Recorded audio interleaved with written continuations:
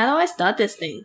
Have you plugged the bloody USB in? Yeah, it's in. Nah, man, that's the wrong port. Oh, wait, it's flashing now. Is it it's recording. Well, let's start this thing, fool! Hello, everyone. I'm Amelia. Hi, I'm Sam. Welcome to Ask the Duo podcast, a podcast where we get deep into those late-night, unfiltered conversations. We'll be discussing all things lifestyle, relationship, mindset, and more. Alright, let's get to it!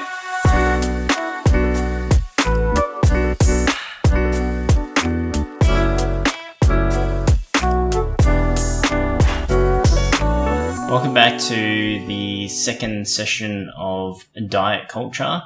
So in that previous episode, we spoke about how it all started to, I guess, that freshman stage, transitioning into that serious moment where it basically dove into a rabbit hole stage. In this episode, we'll be recapping onto how you basically realized that was an issue to actually letting go, which letting go was a big realization when the whole pandemic situation happened. And I think that's when you basically recalibrated your mind and your body. Yeah. Yeah, so I guess, how did you realize, from that moment, oh shit, I'm overthinking and taking this probably a bit too serious? Like, when did you... I think it was a mixture of different things. I think, again, social media started to... There was a lot of people that started opening up and being like, this is not a normal more way. real and honest, yeah. Yep. So I do like social media and YouTube these days for that, where people are being more real. Yep. So they are like saying that this is not normal. This is not what a normal fitness journey looks like. But on top of that,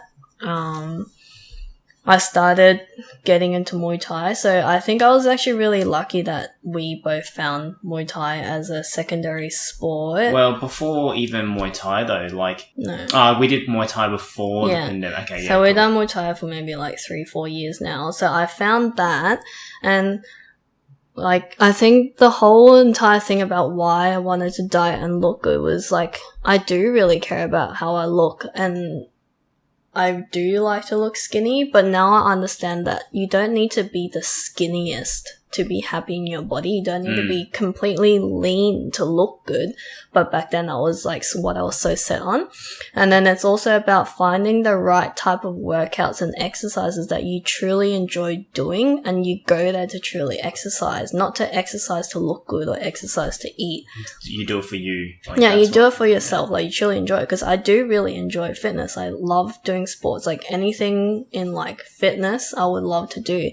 And that's about finding where I was back in the day when I truly just worked out because I liked it. So that's actually a really good point, because when I started powerlifting, or even just strength training, the reason why I took that on was because I like to be stronger than people. And I think I like to be, I guess, what they call as the sleeper. So I'd like to outperform people without making it obvious. Yeah. So even though, I'm just a normal Asian dude at that time, but I could lift 3 times your weight, and I know that. Yeah. And I think I found enjoyment from that.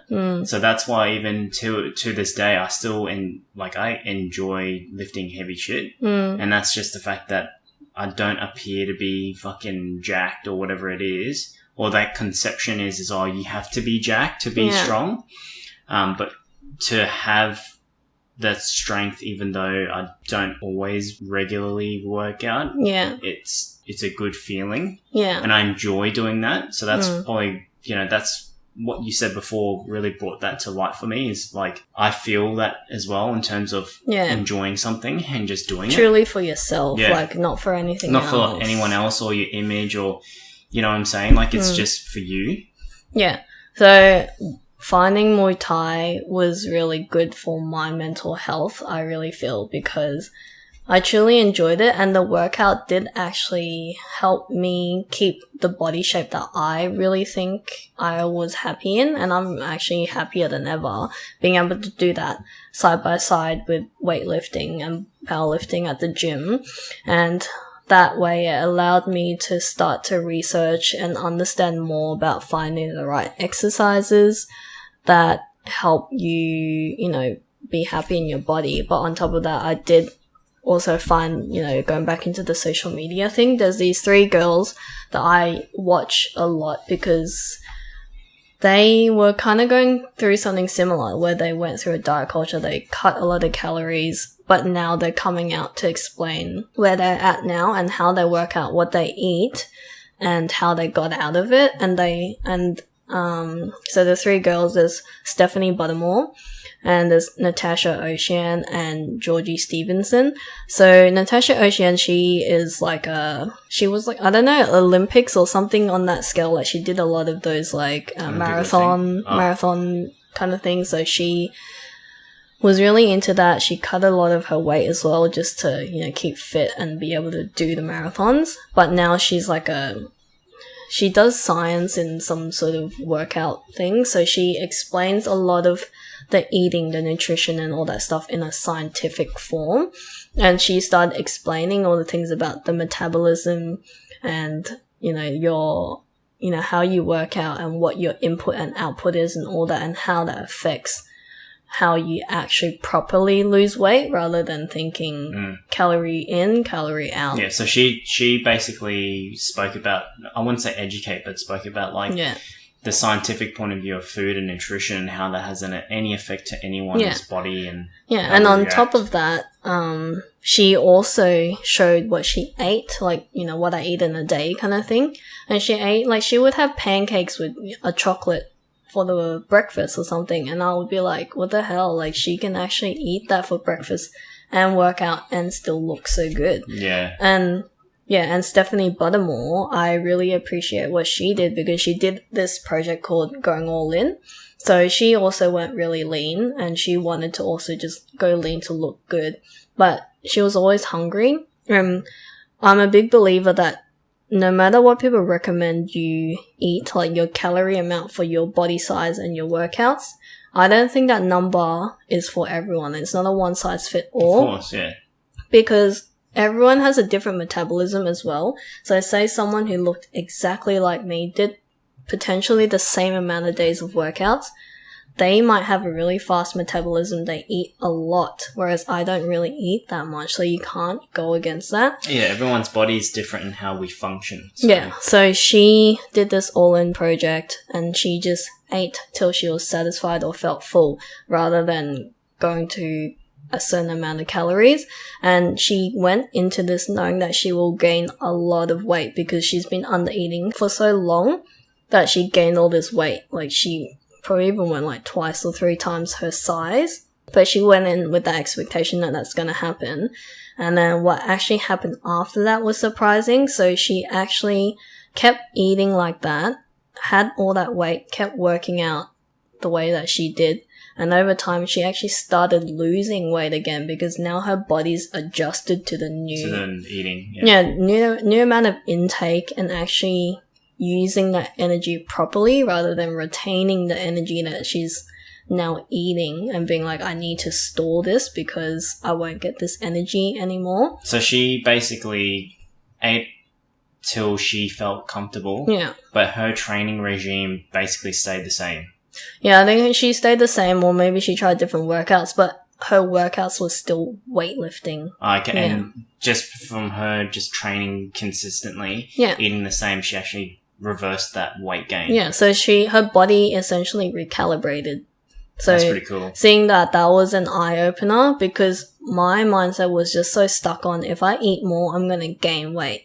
But you have to kind of get through that uncomfortable stage of gaining the weight back. That's going to happen regardless because you've, reserved your body for so long. So that anything that goes in, your body is just going to hold on to that. Yeah, because I do remember watching her with you because I remember she used to be really, like, petite. Like even you were like, damn, she looks good. Yeah, and then she got fucking chunky. I remember that. She got real thick. Yeah. Like, thick. Yeah. And then I haven't seen her since then, but she actually lost all that. Yeah, she's essentially back to what she looked like before, but obviously not as skinny because she was actually under eating as well. That's so cool. That was really good. And what these 3 girls do. Wait, so what did Georgia Stevenson do again? Georgia Stevenson, she was similar. It's just another story of under eating to look good, to look lean. And then now she just goes on intuitive eating. So all three of them do similar intuitive eating. So that's what I kind of do now. And what that is, going back into, you shouldn't fit yourself into a certain calorie intake just because someone recommended it. So you essentially just eat till you're content, and it's not as simple as just like, I'm full, I'm hungry, I eat. Like, there is that concept, but it's also knowing your body. So it's like, am I eating because I'm so tired that my body needs energy, or knowing that today you do need more food because you actually are just hungry. Like, just understanding your body and how your body feels. Like, sometimes you're hungry because you're dehydrated and you just know those kind of things. So there's a whole lot of things behind the whole intuitive eating, but they went with that. So that's what opened up my mind. So I'm a big fan of being open-minded, because one good example of how I wasn't open-minded is I thought fitness was just this one way. You only know weightlifting as fitness, but there's actually, even within the weightlifting world, there's different types of weightlifting. There's powerlifting, there's, there's Olympic lifting, strongman, bodybuilding, that there's sort of shit. Functional workouts, there's HIIT workouts, there's all that. So that's what opened me up into knowing that it's not just one way of doing things. And also, because of that, it's not just one way of how you should eat or what you should eat. And, if calorie counting works for you, it may work for someone, but it didn't work for me. And intuitive eating might not be for everyone, but it works for me, and I understand where they're coming from. So that's what I got into, and that's what also opened my mind and my mindset to being like, there are many ways to do one thing. Yeah. And you have to find what works for you. Yeah, 100%. And I think it's good that, like you mentioned before, social media, there's people out there who are coming out and not really exposing, but saying, hey, there's a reality to training and how you're treating and thinking of food. Yeah. And I think it's good that these three girls in particular put it out there. Yeah. And that's really helped, like, you, and potentially helped a whole bunch of other people realize, like, what they can or can't be doing. Yeah. So it's good that people out there are doing this now. Was there a point where you realized, all the problems and issues of how you're thinking and treating of food and training and that sort of stuff? Yeah, so this was technically the transition stage, I think, what I call, because now that people are starting to opening up about it, and then I've actually tried different workouts and different forms of workouts that I still enjoy and actually helps me keep my body to the way that I'm happy with it, and also understanding that you should really love the way your body looks, and that your body isn't always gonna look the same every single day. Yeah. Especially being a female, like when you're on your period, your body is probably gonna blow up a bit more and hold on to water more than when you're not having your period. So yeah, your hormones definitely has that. Yeah, effect. There's like so many things behind the way you look and what happens in your body. But in social media, all you see is the skinny abs, the like lean and jacked arms kind of look. But it's just understanding that your body will fluctuate, and understanding that and appreciating that. So that was my transition stage, is understanding that, and also working on my mind and my mindset. That was really helpful because outside the workout and the eating thing, my mindset was just not in a good place because I was always just feeling guilty constantly. And then knowing that, sometimes you will feel guilty, and accept that and be like, yeah, it's okay. Like, you don't feel that great about your body today, but tomorrow will be a better day.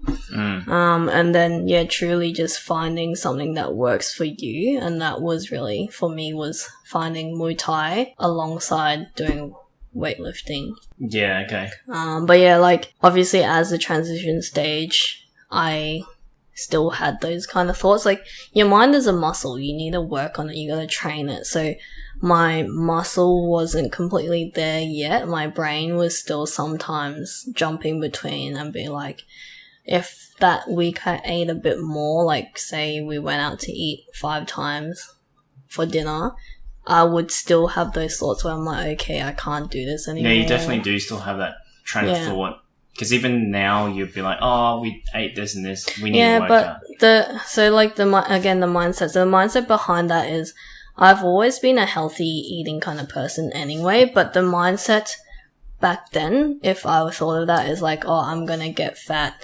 I can't lose that fat. Whereas now, I'm more conscious in a way that, like, I shouldn't be eating unhealthy that many times a week.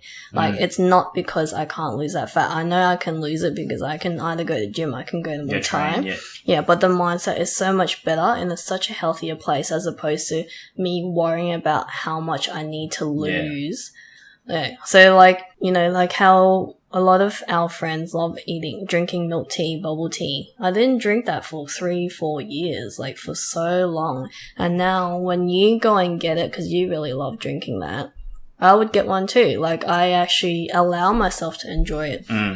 And you gotta understand, if you deprive your body of something for so long, you're gonna crave it. But if you give your body what you want to eat, like, that's a part of intuitive eating as well. If your body is actually feeling like chocolate today, give yourself a chocolate. But don't binge on it. Just eat 1 or 2. And if your body actually is getting what it wants, you actually don't feel like chocolate anymore. Like, over a period of time, you'll be like, nah, I'm good. Like, I've got what I wanted. I don't need to crave for it. So, and bringing up milk tea, I feel like I need some milk tea now. Yeah, could go for some. Yeah. But yeah, so like that's what I'm saying. Like, it's actually the mindset. So 2, 3, 4, even 5 years ago, if we add up 5 times, like in a week, like 8 out at night, my mindset is I need to work that off. Whereas now, I'm only thinking like, oh, that's a bit too much, but it's not because I'm saying I'm worried I need to lose weight. It's more like that's just unhealthy because the food that we chose to eat out and ate is not on the healthy end. And I'm just like, I would want to eat a bit more healthy. Like, that's the mindset. It's not that I want to lose weight, I want to look good, I want to... Yeah, it's just the food, the consumption of that particular type of food, not because of its micronutrients and shit that's in it, right? Yeah, no, that makes sense. But I think what maybe also helped you was that pandemic situation. So, obviously, that had an effect on you. Yeah, so now after the whole transition and the realization stage, it moved on into how I actually finally let go. And I know the pandemic was not a good time or period for a lot of people because people got sick, but I really appreciate the period, I would say 2020, because everyone had to stay home. Everyone had nothing to do apart from taking care of themselves and actually slowing down. And that's me included, because now we can't go anywhere. We can't work out because we're all in lockdown. We can't eat out because there's no restaurants open. And that's when I truly let go. And I was forced into that because we can't do anything. But what made me realize was because we could only do 15-20 minute workouts with the limited weights that we have at home, the body weights, or the type of exercises that limited we have. Space and stuff, limited space, and also the food. Like, we can only eat what we have at home, and that the stuff that we have at home. And this is when I've actually just started moving in with you. I lived with you for a bit, so we ate. Like, you had a lot of junk. Like, you had chips, you had, like, Doritos, you had all that. That's all the stuff that I wouldn't eat. But when I'm hungry, that's what you had. So I kind of ate a bit of that. And what made me realize that it's fine is because I still did... So going from 5 days a week, let's say on average, workouts, and then 1 to 2 hours workout each time, 5 days a week, to maybe 15 to 20 minute workout 3 days a week, and eating just random things that I could find rather than my quote unquote healthy, I still looked the same. And sometimes I even became leaner than what I would have looked if I was forcing myself to go on a routine 5 days a week workout eating really clean. So that was when I was like, oh, okay, like, my body can actually be fine and self-sustain itself and be fit and healthy, even though I'm not working the way that I need to work out, what I thought I needed to do to work out. Yeah, you thought that you had to, exert a particular energy amount or percentage based off the food you ate. And I think that, obviously the pandemic that period was a massive thing for everyone in this world, but like it was definitely an eye-opener for me too, and that was to realize to slow down. And I think the biggest thing for me was not realizing how hard we were working our bodies pre-COVID. Yeah.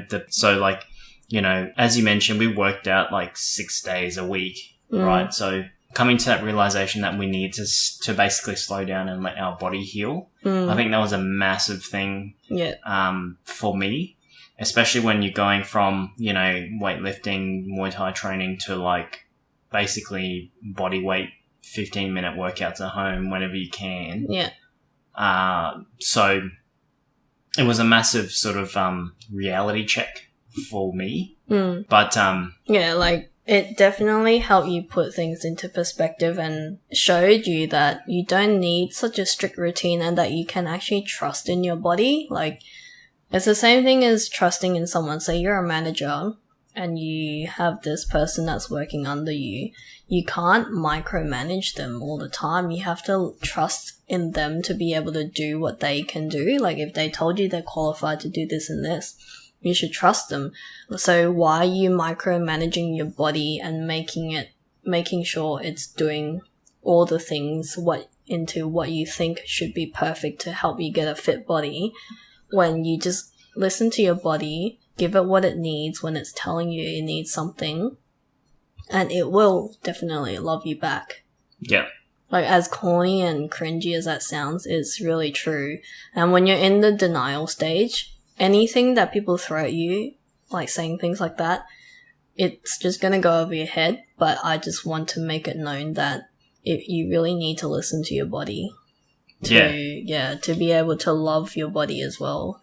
Yeah, 100%. I think, it's just knowing the portion amount of eating, because there are people that overeat, right? Just because it's there. Yeah, I think you had that opposite end of the spectrum. Like, you didn't go into a bad rabbit hole, but sometimes you do. Yeah, so like with powerlifting, I was definitely under eating. So I had a coach where I was basically just tracking my food intake, and in order for me to get stronger, I had to eat a certain amount of calories. So my coach was basically saying that I was eating half of what I was meant to be eating. So I was meant to consume like 3,500, 4,000 calories in a day. But that's kind of like what I don't agree with. Like, I'm not saying that there's all the stuff they throw at us is wrong. Like, they obviously have their professions in it, and I would use it as a guide, but I wouldn't use it to a T, because obviously, like, I saw you doing it and you were technically stuffing yourself to reach a certain level. But if you're full, I believe that if you truly feel full, you should stop eating, not keep eating till you hit a certain calorie count. And that's my rabbit hole a little bit, was I had to follow it to a T. And even sometimes when I know that I've got a bigger workout, I would be like, oh, fuck, I gotta eat more just so that I have energy for when I get to that point of exercising. But if you eat so full to the point that you're, like, sluggish, you can't even move anyway. Like, you can't live properly because you're so stuffed. And I think it came down to the food as well, because obviously sometimes particular foods can make you feel lethargic and slow and that sort of shit. So. Yeah, and you ate so much random crap just to make up that. Like, you would eat Maccas, you would eat chips, you would eat... Nah, I wasn't gone to that point, because it was more like low fat, high carbs, high protein, that sort of diet. Yeah. And it was pretty hard because it's mostly like lean chicken and a lot of like potato, sweet potato and stuff like that. So... yeah. It was really hard to eat, but it made me feel really full. Yeah. So I definitely felt that rabbit hole in terms of food and how I thought about food. Yeah.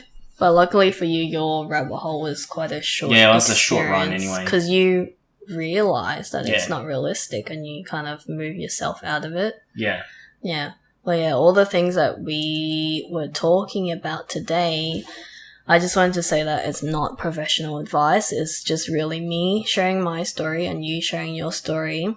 and I really am passionate about this topic now, and I'm always open to talk about this. And even people that I know who ever talk about wanting to get lean and look good, I share them this story because I really don't want anyone to go through the same journey that I went through, because it really is not healthy.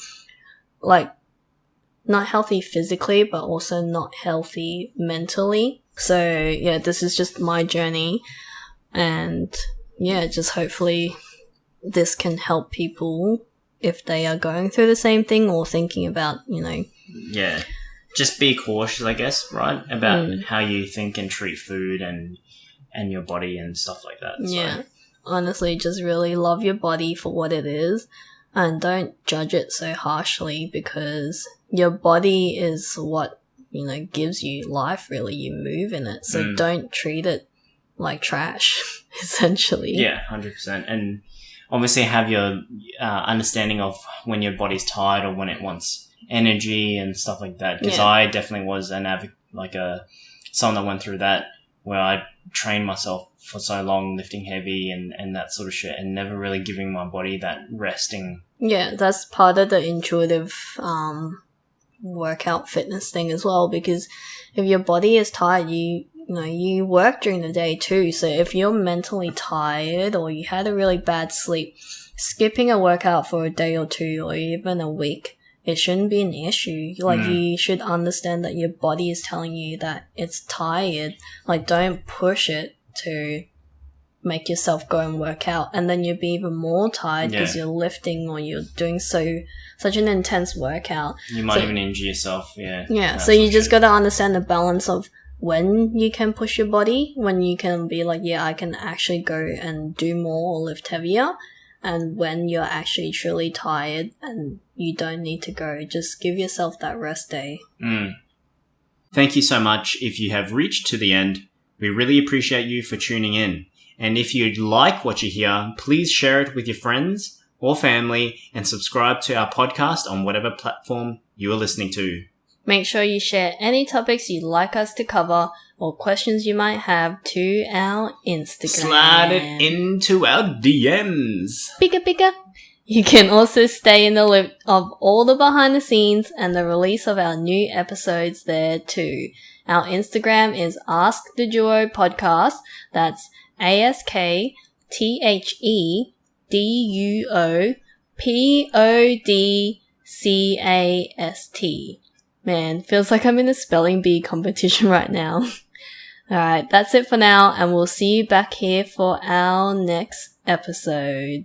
Bye! See ya!